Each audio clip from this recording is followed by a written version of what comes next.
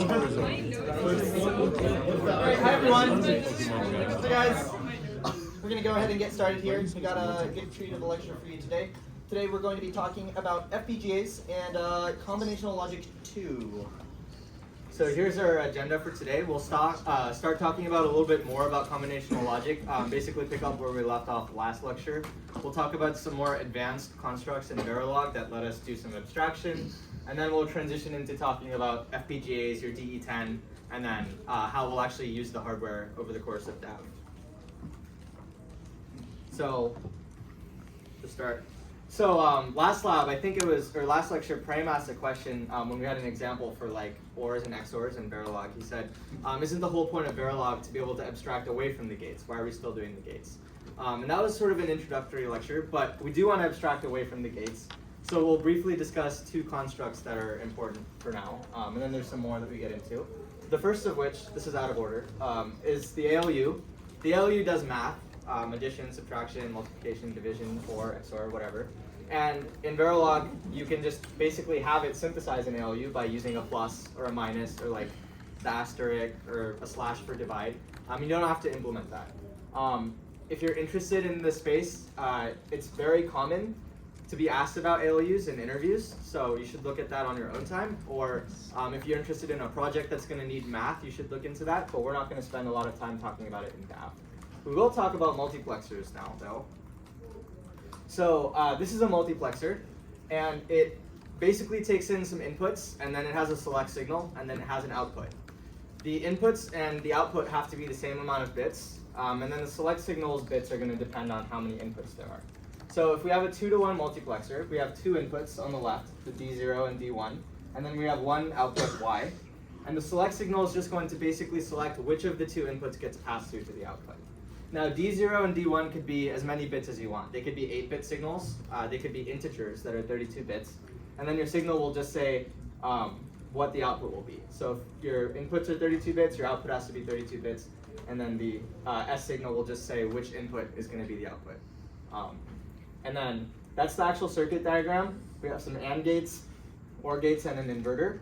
And then when we abstract away, we have this block. This is a block diagram for a multiplexer. That's also kind of important to know. It'll have the two little slash things, and the select goes to the bottom. This is another way of representing it. It's kind of like a switch, and you're switching which input is wired to the output. So that's a 2-to-1 multiplexer. Any questions on that? Or just a 2-to-1 basic multiplexer? No? Okay. So then we have an interview question, since we promised that we would make this a little more industry focused. And I will ask for a volunteer to actually help with this.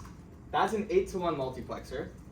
We have 8 inputs and a 3-bit select, because if you have 3 bits of select, you can have 8 different values. They're binary, so 2 to the 3. That means we can select any of our 8 different inputs as to be the output. So that's a block diagram. I'm just looking for a volunteer that can help. We can work through how could you take a bunch of 2-to-1 multiplexers and implement that. You get to come up and draw on the iPad. That's an incentive. Oh, my M16 knowledge. Okay, from sure. 1 year ago. So,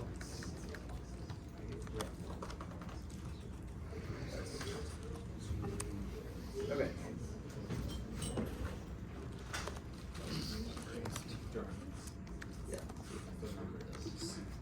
Go ahead and just like speak out loud as you work through Okay, it. so I'm pretty sure you just take the muxes like this guy. You take 4 of these guys, the 2-bit ones, because you want only 2-bit, right? 2-to-1, yeah. Yes. So you want 8 inputs, right? So you need obviously you need 4 of them to start. But then the problem is you're gonna have like the same outputs on a bunch of them, so you need like one here to like take the input of these two, right? Like those guys. Sure. And then this. You kind of just make like a pyramid kind of thing, I think. Wait a second. Wait, how many buttons do I have here? Oh, wait a second. Yeah, I don't know why I drew that many. Okay. Move this. Wait. 1, 2. So if you have 4 inputs, then you can just after the first layer. Oh, I need 3. So wait, where's my? You don't need that middle. 2. Oh, this one has 2. But I didn't notice that. Okay, hang on. Okay. There you go. So then this one will select between those 2, and then the final one will select between previous 2. So like you'll have the select bits going like 1, 2, 3, and you'll have the same select bits going in here, right? Something like that. So a 2-to-1 multiplexer would only take in 1 select bit. Oh, that's right. Okay, so you have the the one select. Yeah, you have the one select bit, and then you use the same ones up here, and then also in this one, and then it selects between. This one will select between right and left, and these ones will select between right and left as well. Yeah. So you can that's get all correct. the inputs. All right, nice job. Yay. Okay. So I guess just to add to this diagram for people that are going to look at the slides for the recording. So we have input 0, 1, 2, 3, 4, 5, 6, 7. That's our 8 inputs. And then there's going to be 1 select signal that goes into each multiplexer. So these all are going to get the same one.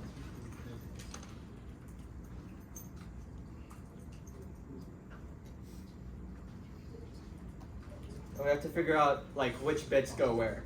So the first thing is you'll notice each multiplexer on the left is deciding between odd and even. So you know that that has to be the least significant bit, right? So this is going to be S0. And then now we're picking between the first half and the second half. So that's going to be the next most significant bit. So it'll be like that. They're rearranged that way. Okay, cool. So I'll screenshot that and put that in the slide for later. But back to the presentation. Okay, so now that we've kind of learned what these muxes look like in hardware, we can talk a little bit about how we're going to write kind of that logic away in Verilog. So basically, we can create muxes in Verilog in 2 different ways. Either use an if-else block or a case statement. As you can see here on the right, you can see we have an if-else. Like Verilog classically, instead of using squirrely brackets, we use begin and end. And otherwise, you can do if, begin, else if, else, begin, typical if statement stuff. And that works as you'd expect. And then we have the case statement here. The syntax is pretty different compared to other programs, but this is what it'll look like, and this will be on the slides here so you can look at it, but it does as a case statement would do. You don't need break statements for these though. That is completely different. So, one important thing to know about if-else and case statements here though is that in order for this to actually synthesize to combinational logic, every output or output of our logic is gonna have to be set inside of the logic. So that means if I have 3 different things that I'm trying to output, inside every single branch, I need to tell it explicitly, this output is going to be 0, this output is going to be 1, this output is going to be 0, despite the fact that, say, only one of those outputs is actually changed, right? We need to tell it in every single one what the value is going to be so that it can actually create a combinational logic out of this, right? Okay, now, one thing I've told you guys before, though, is that there's only a very few number of things that can go inside the top level of like your module, and these are not one of them. So we need to put these inside of a different construct, which is the always at block. You guys might, this is specifically the always at star block. Basically, what this is it's a shortcut to writing more complex combinational logic in Verilog. Usually the always at block is used for sequential logic, but that's spoilers for next week, or sorry, 2 weeks from now. But anyways, the star tells Quartus to synthesize all of this to combinational logic and to make it as simple as possible. And then, yeah, in an always at block, you can kind of treat it as a loop, except since it's combinational logic, the outputs are consistently updated immediately the second the inputs are changed. We just write it in a nice way that makes it easy for us to read, right? Now, one thing that's important to know is that we can't assign wires within always at blocks. So inside an always at block, you can't say assign this equals this. That doesn't work. Instead, we're going to need a different construct. Before I go on, though, does anyone have any questions about if else or always at star? We'll learn more about this more in depth in the lab, and again, you guys can always DM us. But yes, frame. Is there a specific situation in which you use each one? Where you use a If case else versus case. Honestly, it's just up to you. Whichever one makes more sense for your conditions for your stuff. Yes? What happens if you don't use the always at? if you don't use the always at, then it's not going to synthesize or compile at all. And if you just use the if no always at, then you're putting logic inside the top level, which it doesn't like. There's ways to do this with wires. That's like the tertiary operator or whatever, with the question mark and the colon, if you like coding that way, but it's kind of messy. We like this if else, so we're going to do it this way. And then another thing, just to emphasize, if you have case statements or if else, you have to think of it as there's some sort of hardware, and it's a multiplexer, as we talked about. And there's a select signal, and that basically determines what's going to be output. If you're missing branches, like if one of your condition possibilities isn't assigned, there's nothing there, then the compiler doesn't know what to output in that case. And it's not going to like that. It won't be a multiplexer, because it won't know what to do with that case for that particular output. Yep. What does always at do without the star? We will talk about that in lecture 3. Yes. But for now, you can basically think of always at being like always at a certain condition where star basically tells us if literally anything changes inside this logic, then run this. Yeah. Except because it's combinational, it's literally always running. So any change is going to basically change your output, right? Any change in input, change in output, no matter what, instantaneously. Okay. All right. Shall we go on? Okay. Then new thing has appeared. We have this fancy thing called reg. Right. Yeah. That's reg. Anyways. So the reg keyword, basically the deal with this is you might have seen this if you guys were trying to implement something in Lab 1, but you didn't need to. But the reg keyword is basically short for register. However, that's super misleading because in Verilog registers are different from like a hardware register. So the naming is not great. But anyways, the idea is that we can use reg like similarly to how we use wires. The reg holds, we can use it for combinational or sequential logic, and we connect it to ports, input, output, whatever we want.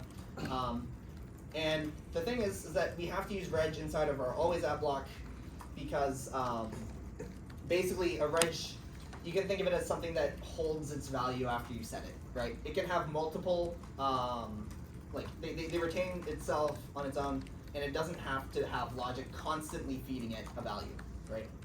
Do you have any more on that? Yeah, I guess. So remember we told you a wire is going to be very similar to in hardware, where you connect the just two components together on a PCB or something like that.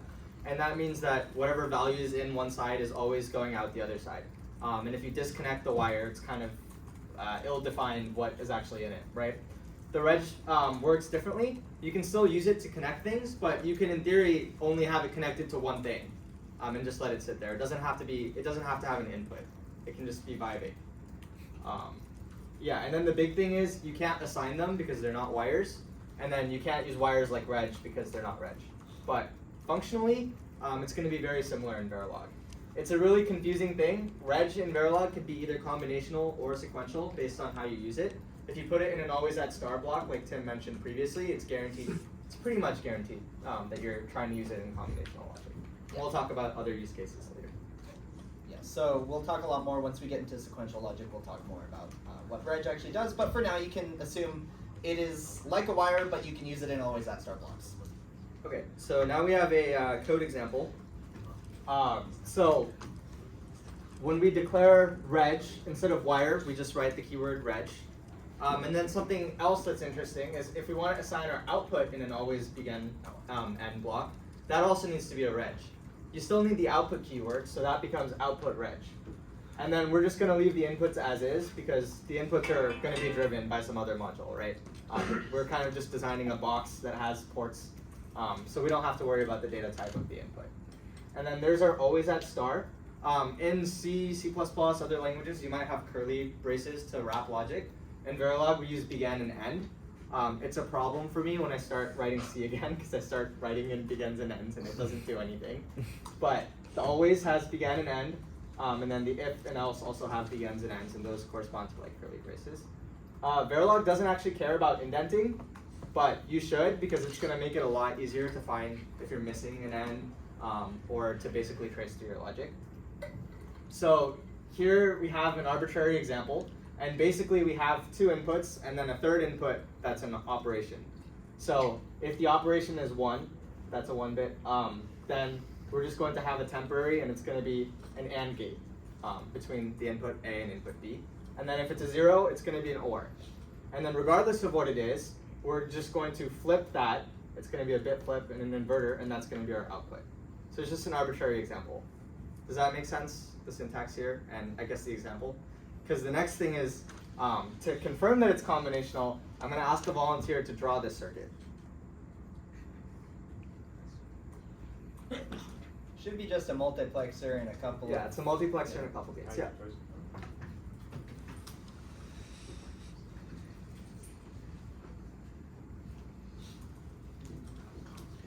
There you go.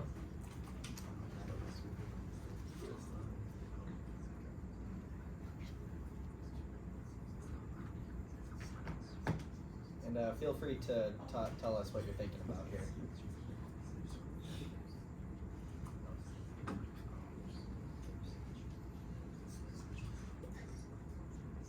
Yep. So when you draw two input mux, by convention, is it the top or the bottom input that gets activated when the input is higher or low? Or do you explicitly have to? It's normally 0 and down, yeah. However, it's better to... Yeah, it's better to just label it. Yeah. I'd use that as like a, in most cases, but not all, right? Not as a hard, fast rule.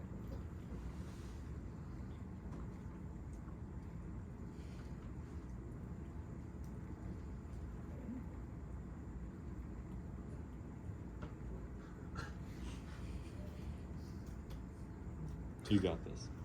Yeah. I almost forgot what an OR gate, how you draw an OR gate. Okay.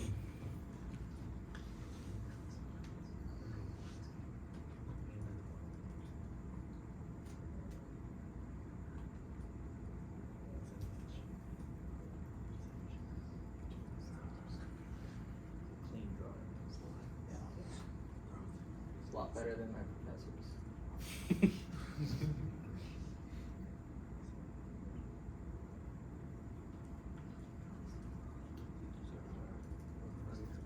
Almost. Oh, okay, yeah, I just saw that, I just looked at that, so I was checking.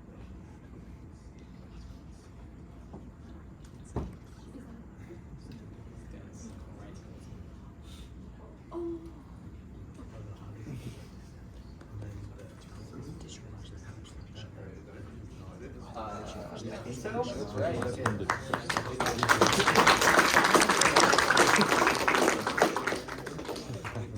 Okay. So yeah, beautifully drawn, better than I could draw it, probably. I'll just go through like the logic here. If it was confusing, because I saw some scared looks when I asked for volunteers. So I would always work backwards for a circuit like this. You'll notice that this isn't in an if-else right here. The output is always going to be some temp inverted, right?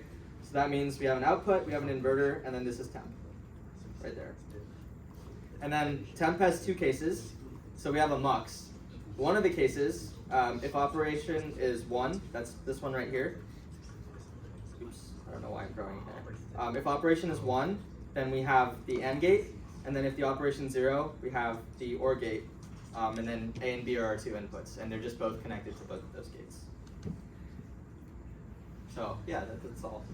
So the important thing to take away from this is we're using an always at star block, and we're using regs, but it's all combinational. So it's a little misleading when you think of a reg as a register. So you shouldn't think about it that way. Yeah. So does everyone understand how if-else actually synthesizes to a mux? You just basically have that. Yes. Now how in like most programming languages the compiler sometimes doesn't exactly follow the instructions. Yeah. For Verilog, does it?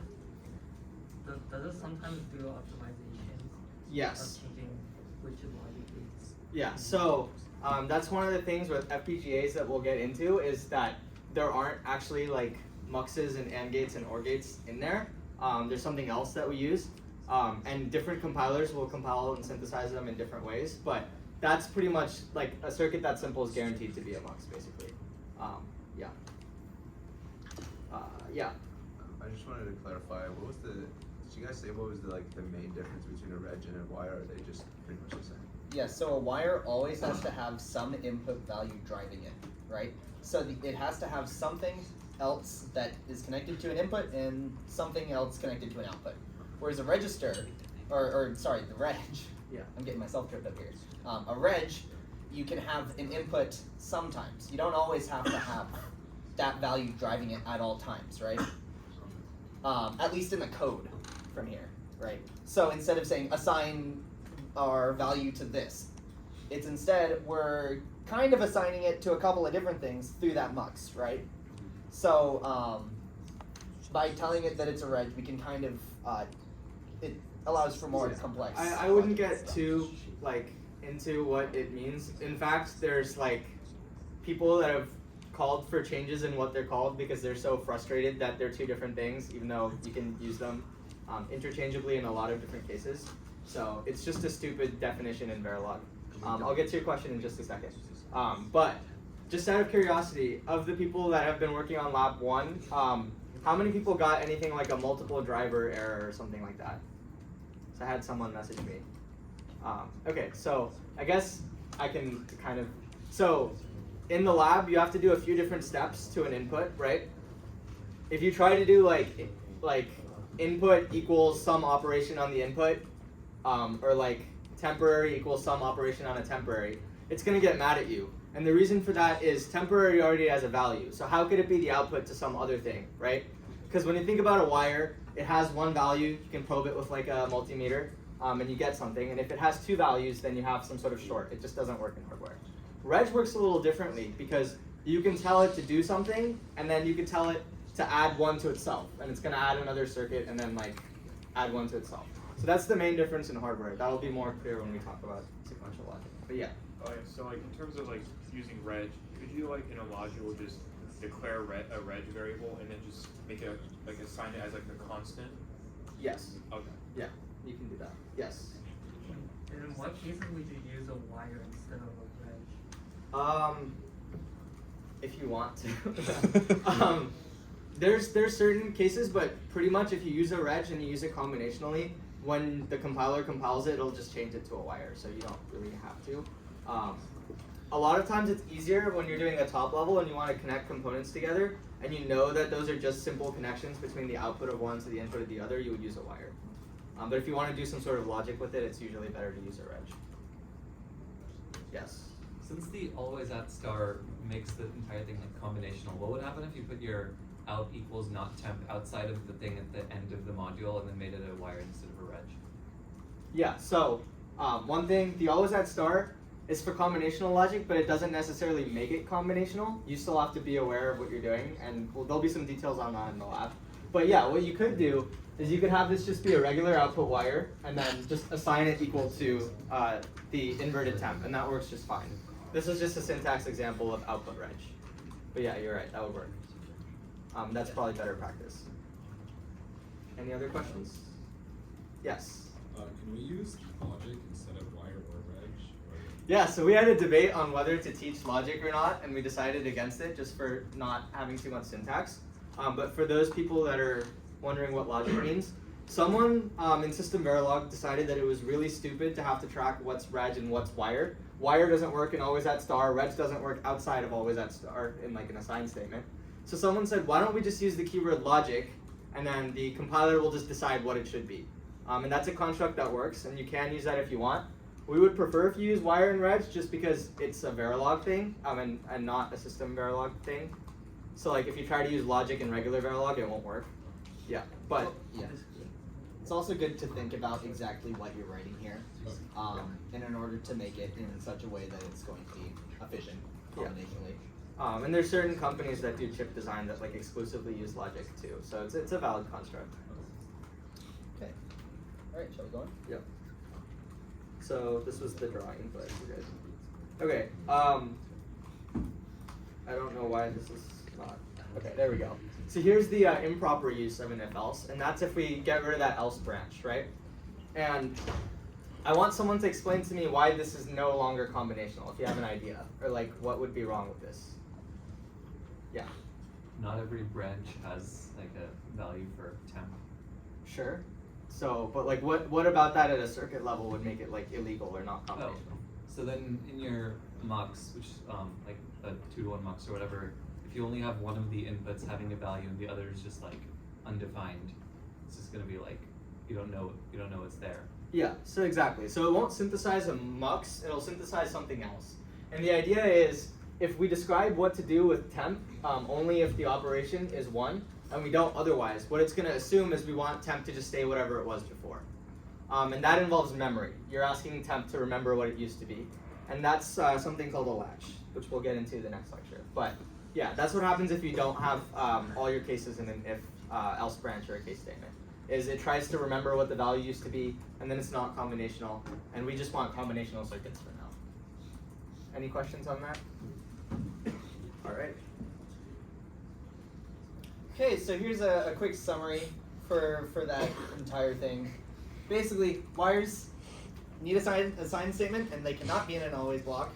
Reg cannot be used in an assign statement, but must be in the always at blocks. And then always at star is a construct we use to shortcut for combinational logic that's a little more complex than assign statements.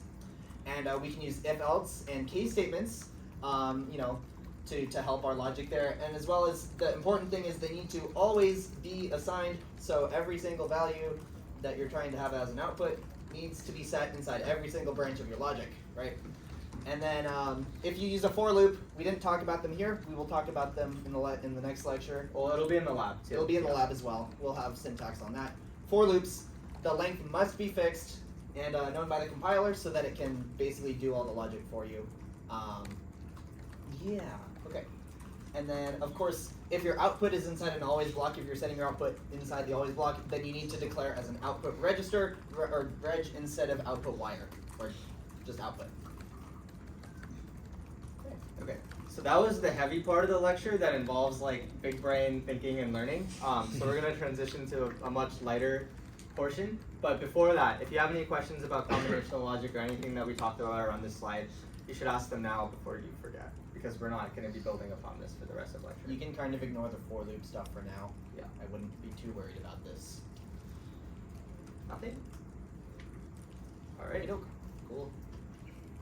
Okay, now we're going to talk a little bit about ASICs. You might have heard about these before.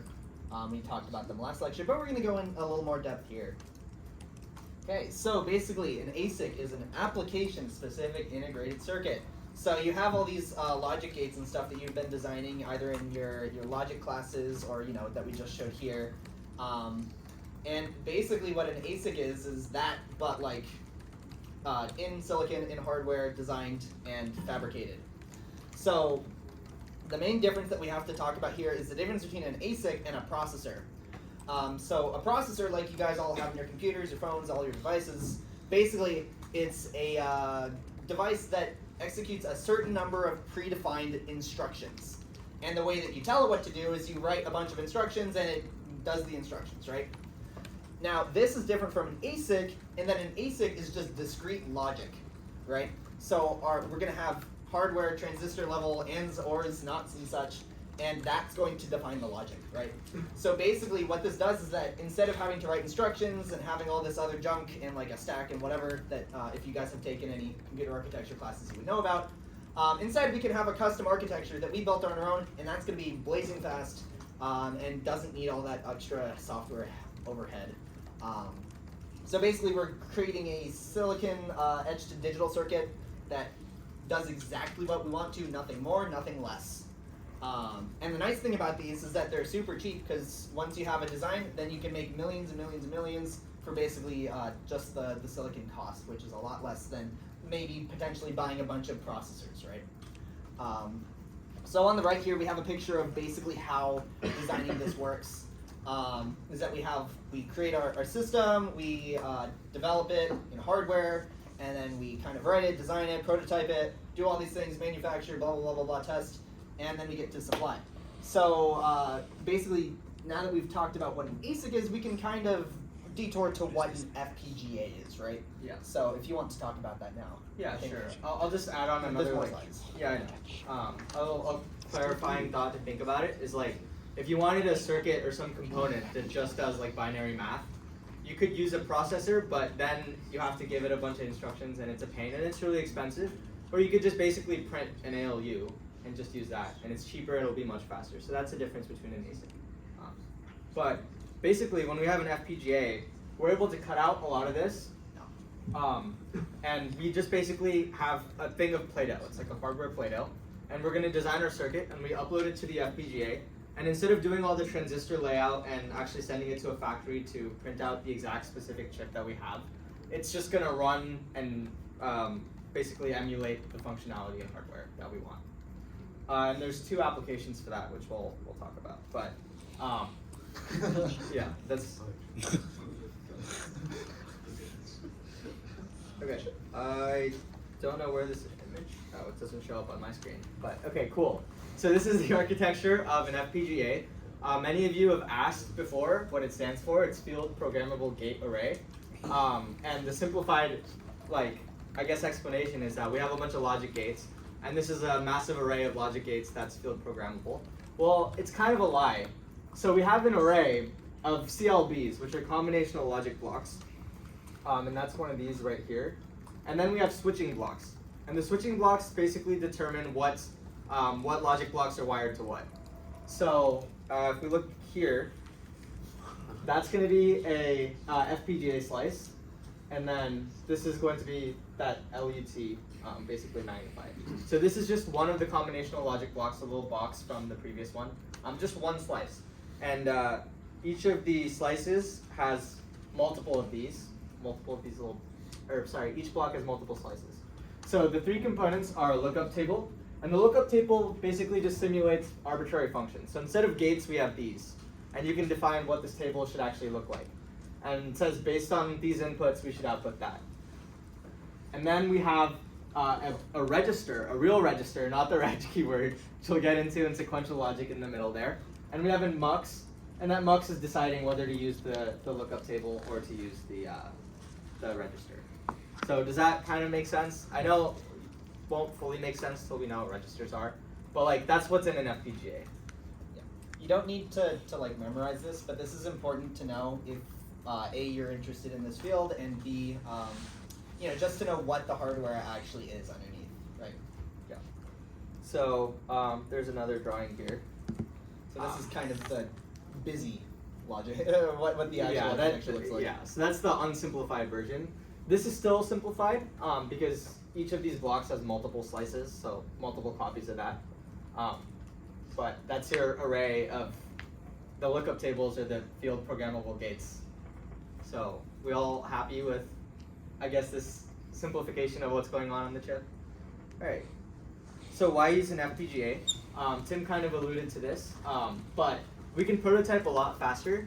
Instead of coming up with the design and doing all the transistor layout and verifying the timing, and then we ask some company to print it, and we pay for a bunch of them because there's a minimum order, and we get them in and we test them, we can just prototype on the FPGA itself. So it has that chip that we just talked about, and it also has a bunch of I/O.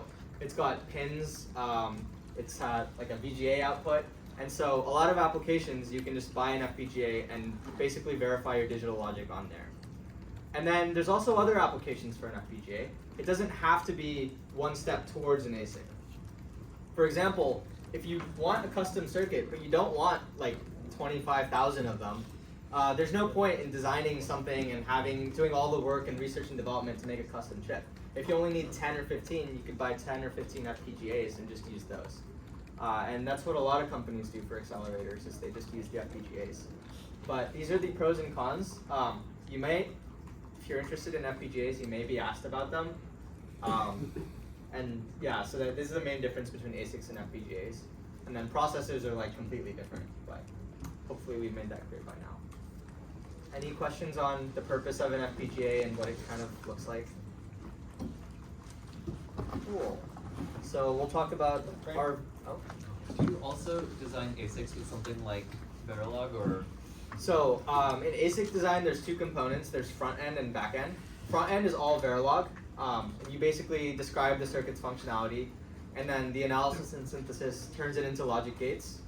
And then there's a back end that turns those logic gates into transistors and figures out where on the chip we should put the transistors, make sure all the timing works, all the power and heat and all that stuff is dealt with.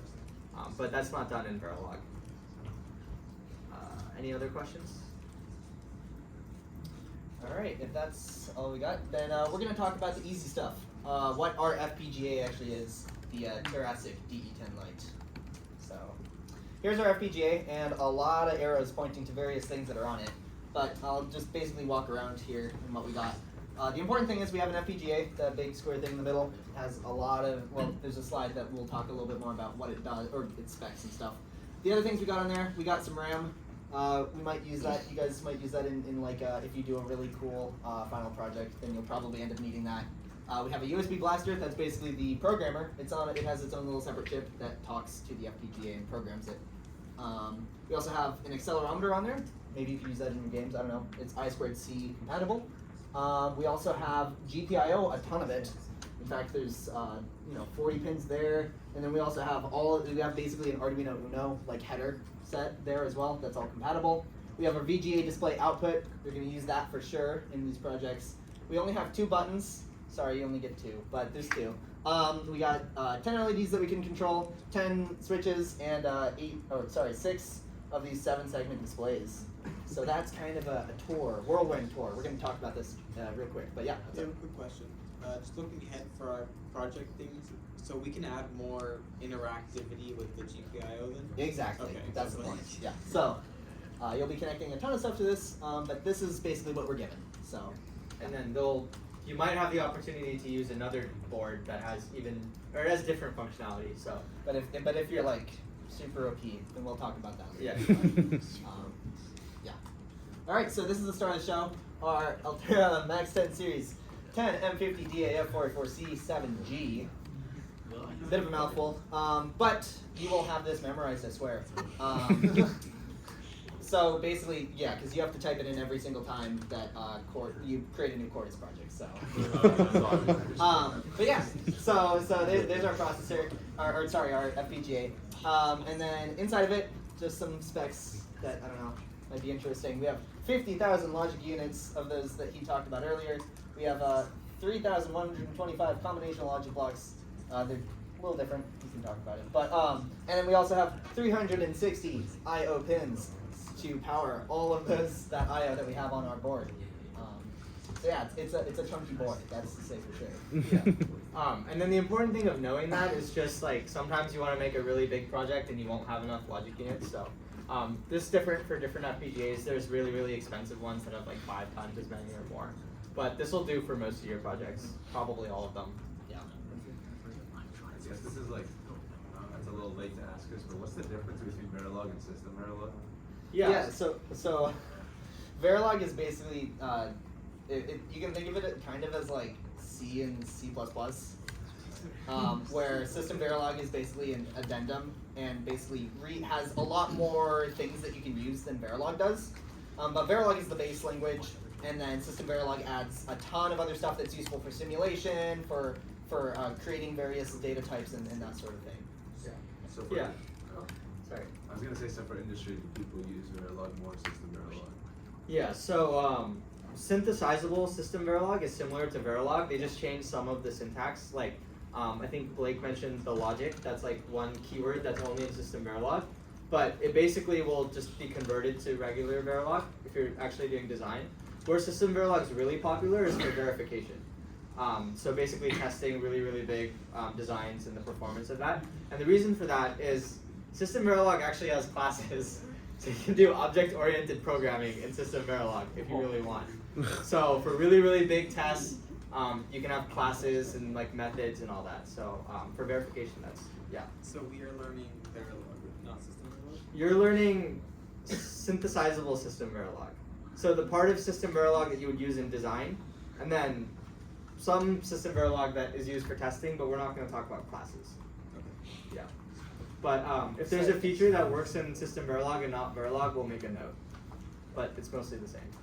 So basically, we're just using System Verilog for a couple of things. We're using a very small amount of it that just makes our life more convenient. So yeah. Okay. Alright, back to talking about our FPGA. So I just wanted to talk a little more in depth on a couple of those things we got on the board, including these push buttons. So we have two of them. One important thing to note about them is that they are hardware debounced with a Schmidt trigger. You don't really need to know what that is, but it's kind of cool.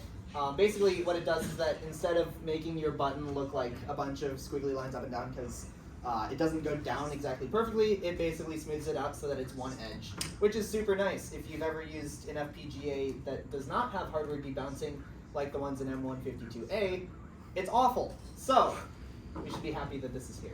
Anyways, the other relevant thing here about the buttons is that they are active low, which basically means that you have to invert them if you want to use them. There's 0 when you're pressing them and 1 when you release them. Just so you know, heads up. Alright, next one. Okay, and then next we have some LEDs. We got, there's 4 status LEDs actually on the board that kind of tell you some information. There's a couple, you really don't have to care about them. But basically they tell you if it's programmable, if your thing's programming, if it's done programming, and if there's power at all. So those are important things. They're in like the top left of the board. I didn't point them out, but just so you know about them. And then we also have 10 user-defined LEDs that just turn on when you drive the pin that they're connected to high, and they're off when they're driven low. And they're somewhere in the middle if you don't connect them at all. So they're going to be a little dim if you don't connect them, but that's fine. That's the LED is very simple. And then we also have, I believe, the 7-segment display that actually has 8 segments because it has a dot. It's kind of funny, but basically it's the same thing as the LEDs. You just turn on a pin high to turn on the segment. Also easier than the M152A like 7-segment on their FPGAs. Ours is actually quite nice. So there you go, super simple. You'll be using that in the next lab, so good to know. And then what else we got? Oh, we also have the clock. This is a pretty important one. Basically, if you have ever looked at like the input to our test bench, you might have seen that we might use it. Actually, I don't think we use a clock in the first one. But basically, in a test bench, you'd be generating a clock using hashtag delays and setting a clock on or off, right? But instead, in hardware, we actually have a little crystal oscillator that we use as our clock. And basically, what we use to convert that crystal oscillator to a usable clock, speed is our phase locked loop. You don't really have to know what this is, but basically, it's a bunch of fancy hardware and some physics and stuff that make our little piece of quartz resonate and give us exactly 50 megahertz, 2 50 megahertz clocks, and 1 10 megahertz clock. Yes? Why are there 2 50 megahertz clocks? I think they're out of phase with each other. I'm not entirely certain. It's a great I haven't looked. I don't know either. If you want, you can look at the data sheet later. It's like 70 pages. It'll probably tell you in there. Are they like, if they're out of phase, would they be like perfectly out of phase? So you like 100? I'm not sure. Yeah, I don't know for sure. That's a good question. But yeah. I'll look into that, and if I find out anything, I'll put it in the DAV demo. But basically, we're going to be using that one of the 50 megahertz clocks as our system clock. So just so you know, we also have that. That's important for any of our things working. So yeah, all right. Go ahead. And then we also have some GPIO headers, like I talked about earlier. We have 2x20 pins on this one, so there's a lot of them. Just GPIO, so you can connect anything you want, but of course you have to be able to connect it. It's going to be digital GPIO for all of these. And you can connect that to basically anything. There's the whole pinout, but the Arduino ones are frankly a little easier to use. But the important thing here is that you have to check the data sheet to make sure that what you're plugging into is the right thing, because some of the labels on the board itself are incorrect. I don't know why they haven't fixed that yet. But but yeah, so before you plug anything in, just make sure you check the data sheet 100%, look at this diagram and be like, okay, I know exactly what I'm plugging in. So that will be important to know. There's straight up things that are labeled as like 3.3 volts that are actually 5. And so I don't know why, but look at the data sheet. Yeah. Don't fry your microphones, guys. Okay.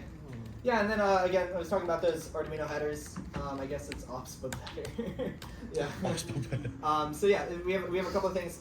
Basically, all the pins on the Arduino are mostly replicated here on the DE10 Lite. We also have, there are analog pins, so all of those analog pins actually are connected to analog, ADCs. analog to digital converters for our FPGA to interface with. So that will be useful if you connect anything analog to your board. As well as like there's all the other pins that also have various secondary purposes that you might want to use. But in general, there you go. That's the Arduino stuff. So if you want to put a hat on it, you can, an Arduino hat. There you go. Yeah. Okay. Any questions about what's on the board? Throughout the labs, you'll get to use most of the stuff we described. So don't worry about the implementation just yet. Okay, cool. So we'll now talk about how to program the FPGAs. Hopefully most of you have already set up Quartus, so some of the stuff will look familiar.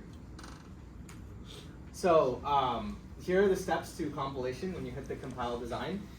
The first part is analysis and synthesis, and this will basically tell you if you have any syntax errors, and it will check to see if it can convert your design into logic gates, registers, stuff in hardware that's actually on the FPGA. Then the fitter decides which logic blocks to use, which registers, does all the routing. Then there's the assembler. This creates a bit stream that'll actually go onto your FPGA through the USB blaster. And then there's timing analysis. This will tell you like what's the fastest you can run a clock for your design, stuff like that that we don't really use. And then there's a netlist writer that just outputs a bunch of garbage. I mean, it's not really garbage, but it's garbage for us. It's for people that are actually trying to do ASICs with that. Or if you're just curious, you can see what outputs of what logic gates are connected where, but it's very, very complicated. And then we don't actually use like most of these. We just have to get to the assembler to generate the programming files.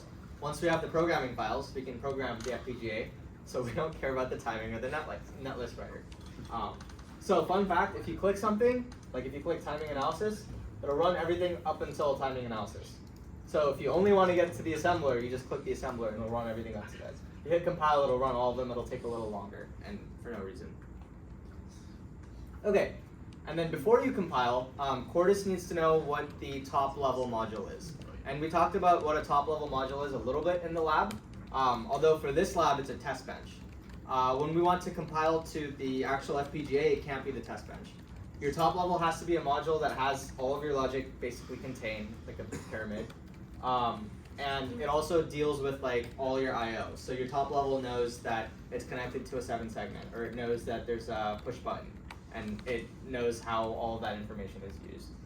And then you'll have a separate file for test bench and top level. And then if you want to just run it in simulation and then check it in hardware, you just have to change which one is selected as the top level. Otherwise, you just have to wait for like 2 minutes for it to try to synthesize and then decide that you can't synthesize, and then you change it and it runs again. It's just annoying. Let's see if there's anything here worth explaining. That's a top level example. This is like a hierarchy view from the DAV project. So the top level would be final DAV. And then within that, we have two modules that are like the VGA display and the FFT. And each of those modules has different parts. The VGA display has a module that's just the VGA driver. The FFT has a bunch of different butterfly units, and each butterfly unit's like its own circuit. So this is kind of showing like a hierarchy of what your project will look like.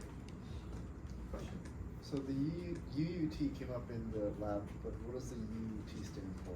It's unit under test. And it's just an arbitrary name. You can call it whatever, but that's just like... Is that specific to simulation, or is that... Yeah, so you just name it so Quartus knows that there are different instances and it'll make like 2 or more. But in simulation, when you look at waveforms, you can see like which unit under test am I looking at. If there's like multiple butterfly units, you can determine which one you're actually looking at the signals for. Any other questions? Okay, so now the first thing that happens is you run your analysis and synthesis, and this will catch most of your problems. It'll find your syntax errors, and more likely than not, you'll have a huge list of warnings, which a lot of times you can ignore, but sometimes you can't ignore. And some of the common ones are that it's just synthesizing away stuff. So for example, if you forget that, if you want to hold like an entire 32-bit number, and you declare it as just like a reg, and you don't put a bit width, so Quartus now thinks you have a 1 bit, and you're trying to assign it to like the number of 150. Well, that's too many bits. So it's only taking the very, very last bit, and it's just throwing everything else away. That's different, but yeah, it's similar concept. So this is what it'll be. It'll say truncated value of size 32 to match size of target. It's not going to give you an error because it technically works in hardware. It just doesn't know what you want to do with the other 31 bits, so it throws them away and lets you know. It'll still let you compile, but there's still important information in the warnings that you should be aware of like that. Sometimes it'll infer things as something that you don't want them to. Like if you want it to use registers, but it uses RAM, it'll tell you. So it's a nice little helpful console to look at when you know what you're looking for. We're not too concerned about that right now. Basically, as you do your projects, you'll start to understand like what sort of warnings you can kind of ignore, like all these truncated ones. However, if you're running into problems, I would always look at the warnings, even if there's hundreds of them, and just make sure that you know what is happening, right? Because sometimes there will be an error that really keys you into, oh, I have this bit width wrong, no wonder my entire thing just doesn't work at all, right? So it's that sort of thing that you're going to want to look through all these warnings, right?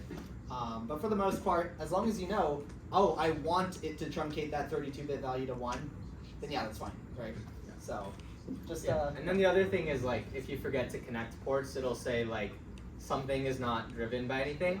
It should give you an error because why would it let you just not connect something if you made a port for it? But it doesn't. It'll put it in the warnings and it'll still compile. Your FPGA just won't do what you want it to, or it'll be weird in simulation. But here's an overview of what your life is going to look like this year. You're going to write your Verilog. You'll run analysis and synthesis, and it'll tell you that you forgot semicolons or that you forgot to close a bracket or whatever, and then you'll rewrite it until it actually lets you run. Once you do that, you can run simulation. You'll look at these waveforms and, I don't know, just basically test to make sure. Debugging is a lot easier in simulation because you can look at a bunch of different test cases on one screen instead of waiting for your FPGA to do something. Once you're happy with the simulation, we can go into the pin planner. We can assign I/O, so if you want to use a 7-segment, you just have like some bits that correspond to it. Now we actually need to tell the FPGA to use the 7-segment. That happens in pin planner. Then we can like do the full compilation down to the bit stream and then actually upload it to the FPGA. But most of your time will be spent there, maybe in simulation for debugging. And that we'll get into in a second. Any questions on this workflow? Cool. So in lab 1, we introduced you guys to text-based test benching. You can choose to continue to do that and just write a bunch of cases, and it'll be kind of painful. In the next lab, you're going to have a little bit of a write-up to do more advanced written test benches, so you'll learn about like assert statements and stuff like that. But primarily, we use waveforms to debug and test things. And when we do waveforms, we don't actually have to write extra stuff into code. We open simulation, and we can just add whatever signals we care about, and we can just look over the course of time, so it's like the time axis, how the signals change. And you can basically line up and see something's not what you expect it to, or you can change it to decimal or text or whatever to make it really easy to debug. So this will be a good friend of yours starting in this lab. And then the other thing we didn't talk about is the pin planner. A lot of this stuff you'll be walking through during the lab, so it's kind of brief for now. But it looks like a mess. Those are all the pins, and you're going to have this little table, and you're going to say, I have this signal called B0 in my top level. I want it to map to pin P1, and then I want this to be the I/O standard, and that's it. You just have to do that for all of your I/O. It's a big pain for 7-segment displays that are 8 bits each, and there's 6 of them. There'll be a little cheat sheet to speed things up. And then once you're done with that, you get to click upload to your FPGA, and then you just set up your hardware. You only really have to do the first time, and then it should just automatically set up. And then, I mean, this should be really easy. It says setup, but you just tell it to use the right USB, and then you're showing. It'll upload to the FPGA, and hopefully do what you want it to. Yeah, there will be a ton more detail on this. I know this is like super quick overview. There's going to be like, there's fun slideshows that are like 50 slides long and tell you exactly what you want to do step by step. It's not actually 50 slides, I swear. But yeah, so it should be a lot easier than setting up Questa. That was the hard part. So if you got past that, then you're good. But yeah, so that's about what we're going to like. Kind of a quick overview of how you're going to set up the FPGA and kind of what you're going to be doing. So yeah, and we'll give you details on that too in just a second. But any questions on the last portion of lecture? Yes. Maybe a redundant question, but just to confirm, these slides will be posted on the Discord? As Yes, always. they will Yep. be, yes. Okay. And then here's some Discord updates. I did some things. So now the links channel is now not only just links, but I'll also update it with the deadlines that are coming up.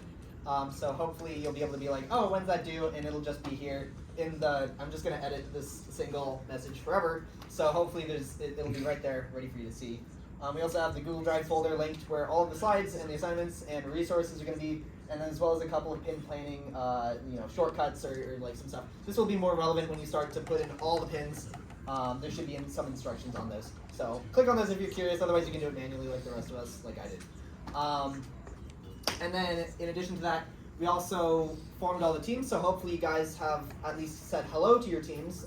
If not, we have these fantastic DAV team channels that are private, and all of you guys can only see one. So if you can't see any of them, then that's a problem. Please text me. Yeah, but you can see all of them. That's also a yeah. problem. So my Discord is now destroyed with 27 individual channels on top of each other. But anyways, those are the team DMs. So feel free to use that to contact your teams or contact us. You can add us at any time, and we'll hopefully get back to you within the one business day.